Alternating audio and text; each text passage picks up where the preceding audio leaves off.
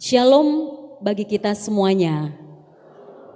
Saudaraku yang terkasih di dalam nama Yesus Kristus, firman Tuhan pada minggu ini, nama minggu kita Minggu Seksagesima, yang artinya 60 hari sebelum Prapaskah.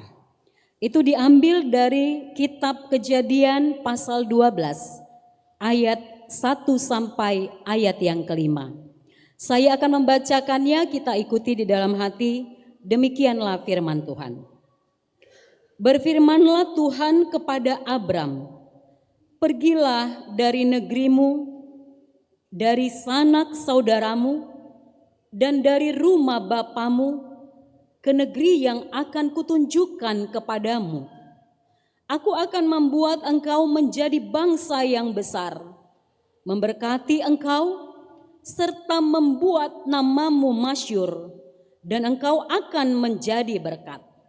Aku akan memberkati orang-orang yang memberkati engkau, dan mengutuk orang-orang yang mengutuk engkau. Dan olehmu semua kaum di muka bumi akan mendapat berkat. Lalu pergilah Abram seperti yang difirmankan Tuhan kepadanya, dan Lot pun ikut bersama dia. Abram berumur 75 tahun ketika ia berangkat dari Haran. Abram membawa Sarai istrinya, Lot anak saudaranya, dan segala harta benda yang mereka kumpulkan, serta orang-orang yang mereka peroleh di Haran. Mereka berangkat ke tanah Kanaan, lalu sampai di sana. Demikianlah firman Tuhan.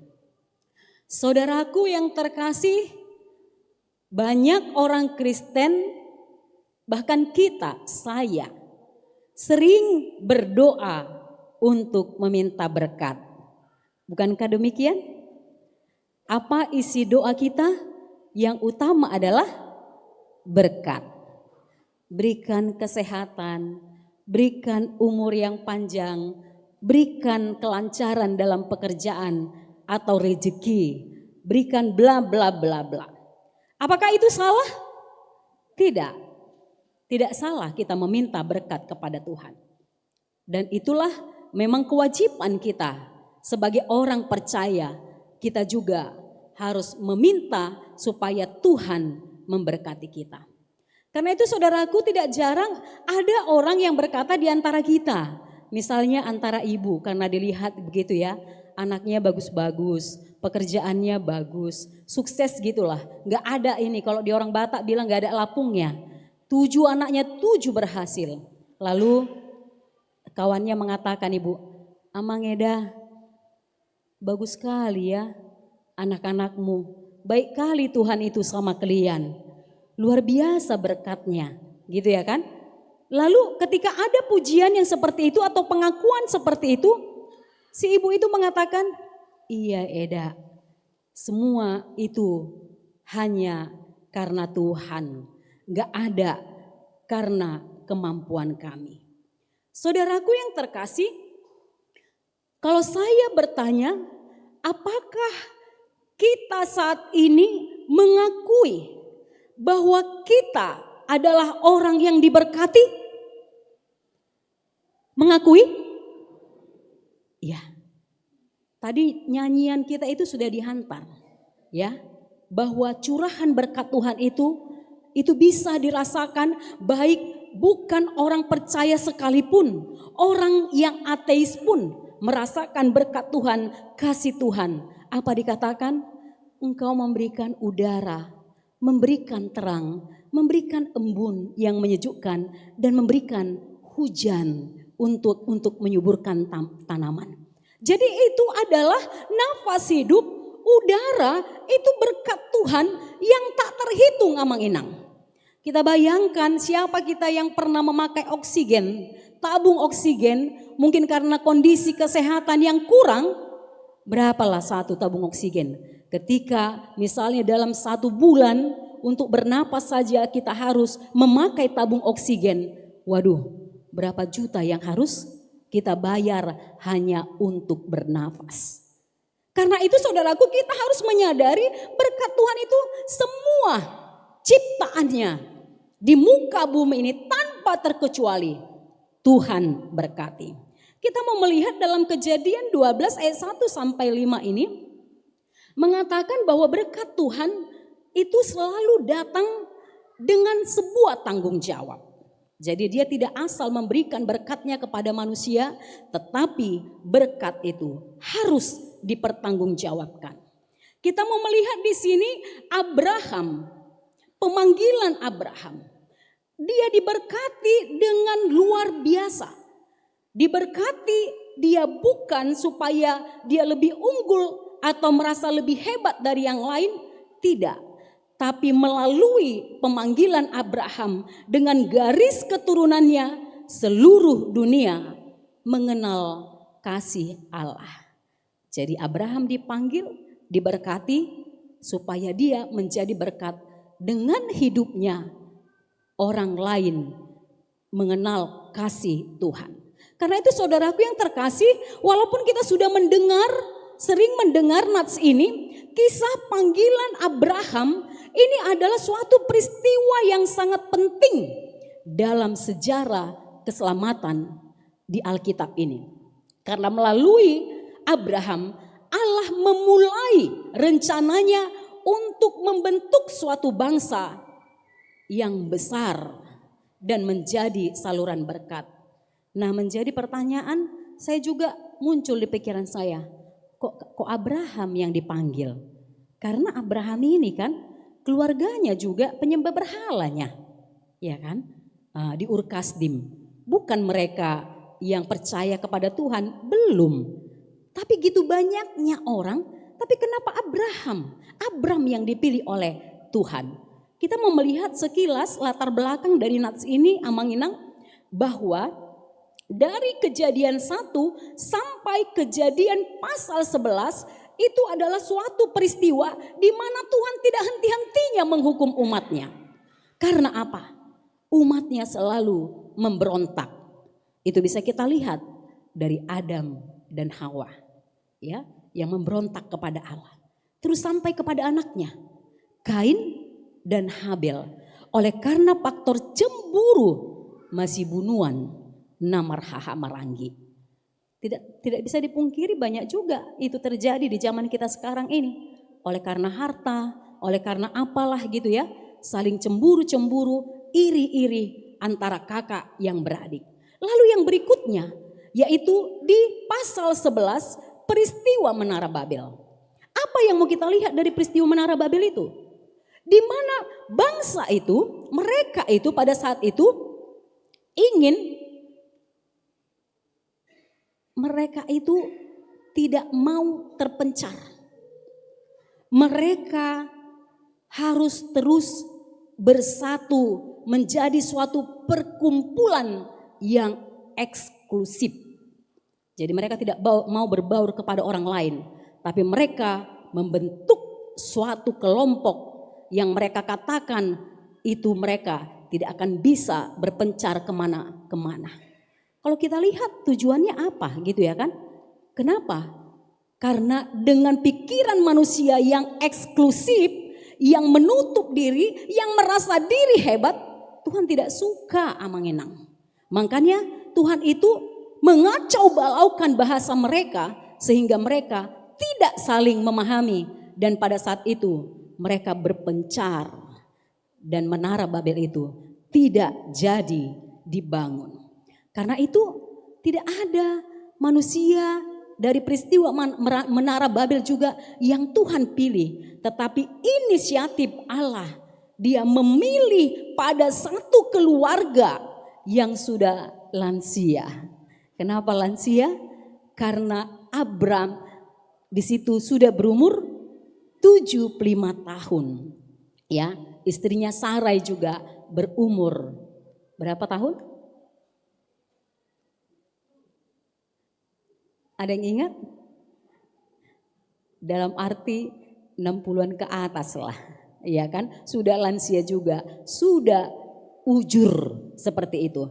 Tapi kita mau melihat dari sini Amang Inang, Yang pertama dari nats ini, dari ayat 1 sampai ayat 2b, ini adalah perintah untuk pergi yang disertai dengan janji. Apa yang dikatakan? Berfirmanlah Tuhan kepada Abram, pergilah dari negerimu dan dari sanak saudaramu dan dari rumah bapamu ke negeri yang akan kutunjukkan kepadamu. Aku akan membuat engkau menjadi bangsa yang besar. Menarik kita lihat di sini Amang Inang, bahwa Abram di sini dipanggil Tuhan dari negerinya, Ur Kasdim, Bukas, keluar. Bukan dia hidupnya melarat.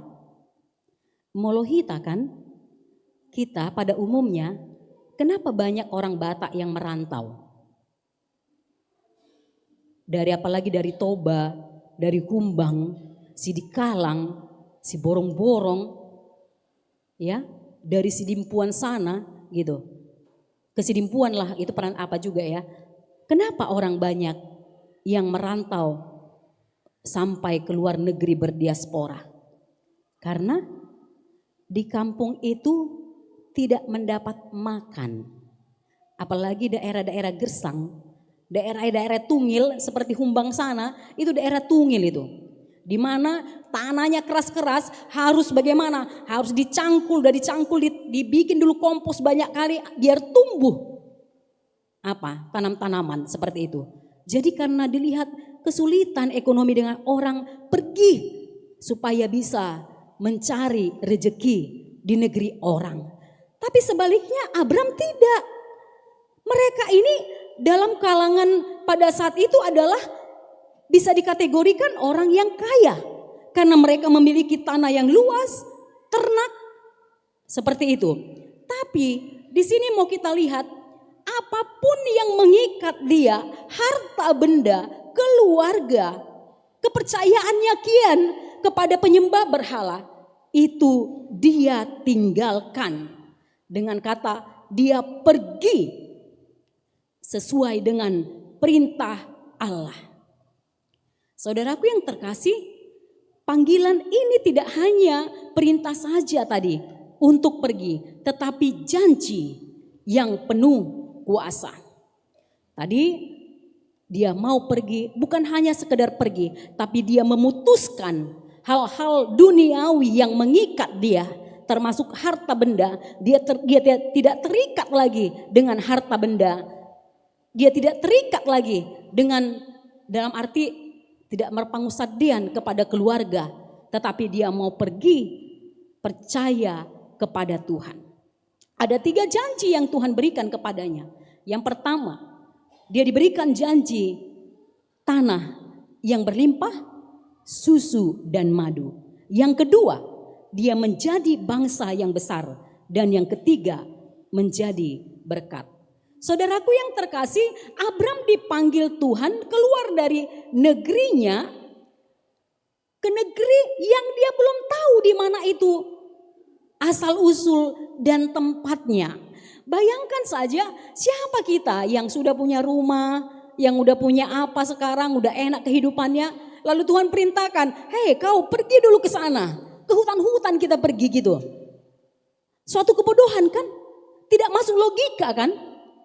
Karena iman itu memang tidak rasional. Apa yang dilakukan oleh Abram? Dia tidak tahu negeri yang mana yang ditunjukkan itu. Tapi kita melihat ketaatan Abraham itulah yang menjadi dasar imannya. Bahkan ketika dia sampai di sana katanya gitu ya. Dalam nats ini di ayat 5 tadi. Di situ dikatakan mereka berangkat ke tanah Kanaan. Lalu sampai di sana. Ternyata ketika sampai di tanah Kanaan, apa yang terjadi? Kalau kita bisa membaca yang berikutnya, bahwa ketika dia sampai di situ, yang terjadi adalah kelaparan.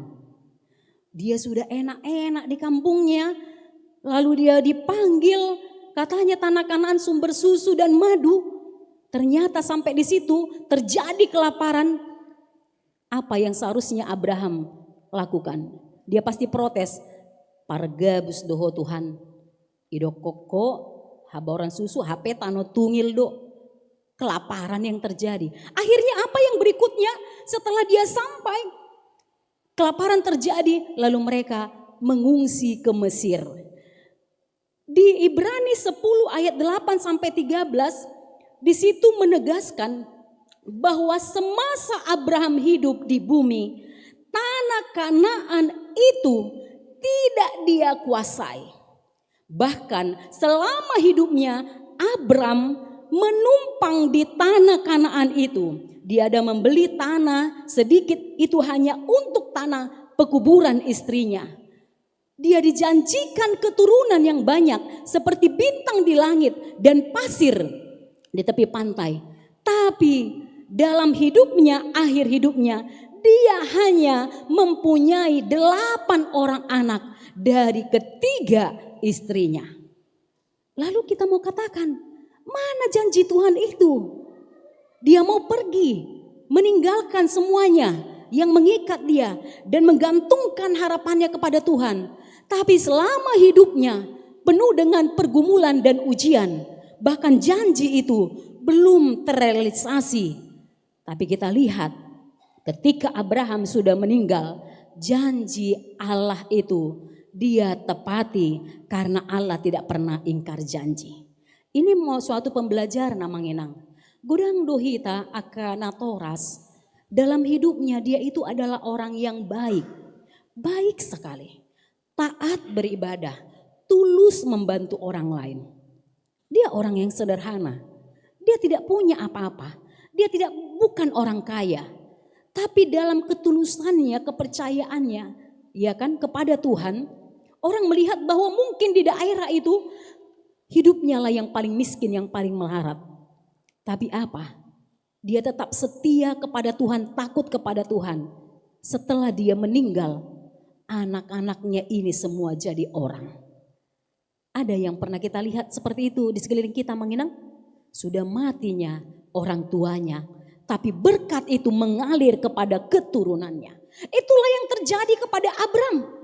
Walaupun dalam hidupnya dia tidak menerima janji itu sepenuhnya, tapi setelah dia mati keturunannya, bahkan kita yang menjadi keturunannya, yang dimenangkan, diselamatkan oleh Allah Bapa di dalam Yesus Kristus, menjadi pemenang dan orang yang terberkati. Ada amin namang inang? Makanya dikatakan di nyanyi sekolah minggu, Bapak Abraham mempunyai banyak sekali anak-anak, aku anaknya, engkau juga, mari puji Tuhan. Nah itulah. Jadi kita inilah yang dikatakan keturunan Abraham di dalam iman. Saudaraku yang terkasih, yang berikutnya nats ini di ayat 2C dan 3 dikatakan bahwa dia akan menjadi berkat bagi dunia. Engkau akan menjadi berkat. Gimana katanya? Orang-orang yang memberkati akan diberkati. Sebaliknya yang mengutuk Abram akan dikutuk. Inilah janji yang luar biasa menginang ya. Bukan saja kepada Abraham, tetapi bagi kita juga saat ini. Ketika kita benar-benar percaya kepada Tuhan, ada yang mengutuk kita, ada yang memfitnah kita. Yakin Tuhan tidak akan tinggal diam, karena Dia tidak membiarkan umatnya ya dihina. Yang penting kita percaya kepada Tuhan, mengandalkan Tuhan. Sering kita disepelekan, gak usah takut, ya kan? Karena apa? Janji Tuhan ini juga sampai kepada kita. Ketika Abram pada saat itu diterima, maka dia diberkati. Tetapi ketika dikutuk, ditolak, maka orang tersebut akan dikutuk juga. Kita juga seperti itu. Bahwa orang yang percaya, yang mengandalkan Tuhan dalam hidupnya, senantiasa Tuhan lindungi dimanapun kita berada dan apapun permasalahan yang kita hadapi. Kita mau melihat di sini misi Tuhan melalui keluarga yang dipulihkan, yaitu untuk memberkati bangsa-bangsa di dunia. Saudaraku yang terkasih, berkat ilahi ini kita melihat tidak semata-mata hanya untuk kebaikan bangsa Israel, untuk pribadi keluarga Abraham, bangsa Israel, tidak. Tapi berkat ini juga untuk kita semua. Saudaraku yang terkasih, yang ketiga kita mau melihat dari nats ini, Abram taat pada firman Allah. Di ayat 5 dikatakan di situ, di ayat 4. Lalu pergilah Abram seperti yang difirmankan Tuhan kepadanya, dan Lot pun ikut bersama dia. Jadi saudaraku yang terkasih, meskipun tadi Abram tidak mengenal tempat yang mau dia tuju, tapi dia taat. Inilah yang diperhitungkan sebagai iman. Tadi saya katakan iman itu melampaui rasio, akal. Iman itu percaya total kepada Tuhan dan perintahnya. Makanya di Ibrani 11 ayat 1 dikatakan iman itu adalah dasar dari segala sesuatu. Bisa kita semua menginang dan ini harus kita hafal ini ya. Ibrani 11 ayat 1, iman adalah dasar dari segala sesuatu yang kita harapkan dan bukti dari segala sesuatu yang tidak kita lihat. Itulah iman Abraham. Dia belum tahu, dia belum melihat, tapi dia yakin itu ada. Karena itu saudaraku yang terkasih, apa yang mau dikatakan oleh firman Tuhan yang bagi kita adalah yang pertama di sini, kuasa dan inisiatif Tuhanlah yang menyelamatkan manusia. Jadi kita selamat bukan karena kekuatan kita, bukan karena kehebatan kita, bukan karena jago kita, tidak. Tapi kita diselamatkan oleh Allah karena kasih karunia-Nya semata. Karena itu saudaraku yang terkasih, jangan pernah berhenti untuk berkarya di dalam hidupmu. Karena apa? Panggilan, kita terpanggil dan kita diselamatkan bukan hanya untuk diri kita saja. Tetapi kita yang sudah diselamatkan di dalam Yesus Kristus itu terpanggil menjadi berkat bagi dunia. Tadi kita meminta berkat, ya kan? Sesuai dengan tema di sini. Yang kedua kita mau melihat tema kita diberkati untuk menjadi berkat. Semua tadi saya bertanya, apakah kita sering berdoa untuk meminta berkat kepada Tuhan? Semua. Apakah kita merasa bahwa kita diberkati Tuhan? Diberkati. Tapi kita mau melihat amanginang, kecenderungan zaman sekarang ini. Apa yang terjadi?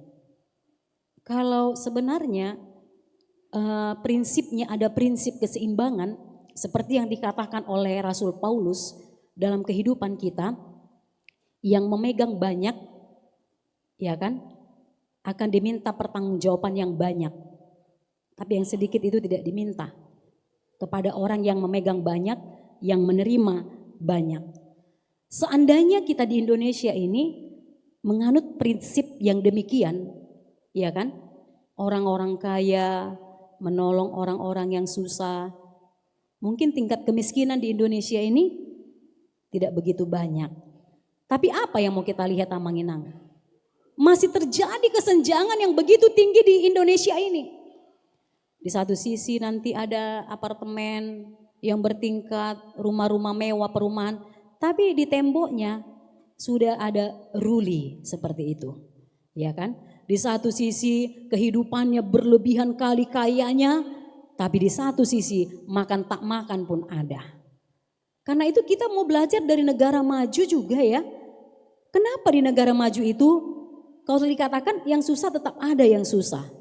Yang miskin tetap ada yang miskin. Tapi itu sedikit gitu. Karena apa? Mereka jujur dengan yang mereka kerjakan. Dengan apa yang mereka terima. Seperti itu. Dan rasa kemanusiaannya itu tinggi.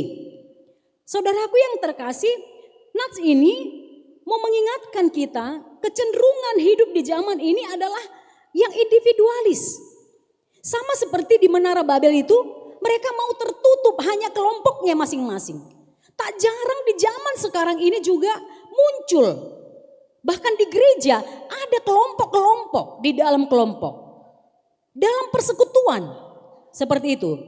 Apa tujuannya? Untuk merasa bahwa ini kelompok ini adalah yang eksklusif, yang jago, ya, dan yang lain tidak bisa masuk, seperti itu. Tuhan itu tidak menyukai orang yang individualis, yang hidup bergap-gap, yang hidup berkelompok-kelompok. Dia mau kita ini semua berbaur tanpa memandang muka. Nats ini mengajak kita untuk hidup menjadi orang yang inklusif dan dialogis. Sesuai dengan visi dan misi HKBP. HKBP visinya adalah menjadi berkat bagi dunia. Menjadi jemaat yang inklusif dan dialogis. Maksudnya inklusif itu adalah terbuka. Jadi jangan kita menutup diri kepada orang, tapi kita harus mau menerima, melihat keadaan orang dengan apa adanya, bukan karena ada apanya. Karena sesuatu yang berkelompok-kelompok ini melihat orang karena ada apanya, ada duitnya, ada ininya. Tapi orang yang inklusif, yang terbuka itu melihat orang apa adanya. Mau susah kek, mau senang kek, mau sakit kek, mau sehat kek, dia mau berbaur dengan orang tersebut. Karena itu saudaraku yang terkasih, bagaimana kita, apa yang kita lakukan supaya menjadi berkat? Pertama, kalau kita diberikan harta kekayaan, jabatan, jangan kau pakai itu untuk kesombongan, tapi pakai itu untuk melayani Tuhan. Jangan pakai timbun hartamu hanya untuk anakmu, untuk dirimu. Di situ kita belum menjadi berkat. Tapi ketika kita diberkati dengan kekayaan, kekuasaan, jabatan, itu adalah suatu kesempatan yang baik untuk melayani Tuhan. Yang berikutnya, bagaimana kita supaya menjadi berkat? Kita bisa memelihara apa yang Tuhan percayakan. Memelihara, tidak menyalahgunakan. Sering sekali kita menginang ketika berkat itu kita terima, banyak orang yang menjadi pejabat dalam masa jabatannya dia menyalahgunakan jabatannya sehingga melakukan korupsi, apalah. Jadi dia tidak berguna gitu ya. Tapi ketika kita terpanggil menjadi berkat, bahwa kita harus bisa memelihara apapun, sekecil apapun harta, jabatan atau pekerjaan yang kita lakukan, kita harus bisa memelihara dan mengembangkan, mempertanggungjawabkannya untuk kemuliaan Tuhan. Dan yang terakhir saudaraku, melalui firman Tuhan ini sama seperti Abraham, apa yang menjadi inti imannya? Ketaatan. Taatlah kita kepada Tuhan. Tinggalkan zona amanmu, tinggalkan ketergantunganmu kepada dunia ini, kepada orang-orang. Paulus mengatakan orang yang berharap kepada Tuhan tidak akan mengecewakan, tapi orang yang berharap kepada manusia pasti akan kecewa. Berharaplah kepada Tuhan dalam menjalani tahun 2026 ini. Saudaraku yang terkasih, jangan berharap kepada manusia, tapi berharap kepada Tuhan di dalam iman dan ketaatan. Setialah sampai akhir hidupmu. Amin. Kita berdoa. Allah Bapa yang Maha Pengasih, kami mengucap syukur Tuhan, begitu besar berkat-Mu di dalam kehidupan kami. Ajar kami Tuhan sebagai orang yang Engkau selamatkan untuk mengingat tugas dan tanggung jawab kami menjadi berkat di tengah-tengah dunia ini. Apapun yang Kau berikan kepada kami, harta, kekayaan, talenta, jabatan, semua itu tujuannya adalah untuk kemuliaan nama-Mu, bukan untuk kesombongan diri kami. Ajar kami Tuhan untuk menyadari supaya kami rajin untuk memberi, berbagi, dan tidak menjadi orang yang pelit atau orang yang kikir. Tapi kami menyadari sebagai orang yang Kau selamatkan melalui darah-Mu yang kudus. Kami juga mau mengorbankan apa yang ada pada kami untuk kemuliaan nama-Mu. Berangkatkan jemaat-Mu dengan penuh sukacita, pengharapan, ketaatan di dalam iman kepadamu. Berkati mereka akan apa yang mereka perlukan Tuhan. Cukupkan mereka, baik itu dalam kebutuhan makan sehari-hari, kebutuhan anak mereka, dan kebutuhan untuk pelayanan sosial mereka.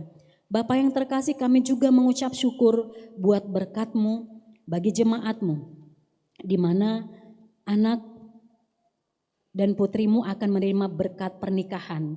Kepada Dodi Simanjuntak dan Cynthia Siagian, berkati rencana mereka Tuhan, berjalan seturut dengan kehendak-Mu.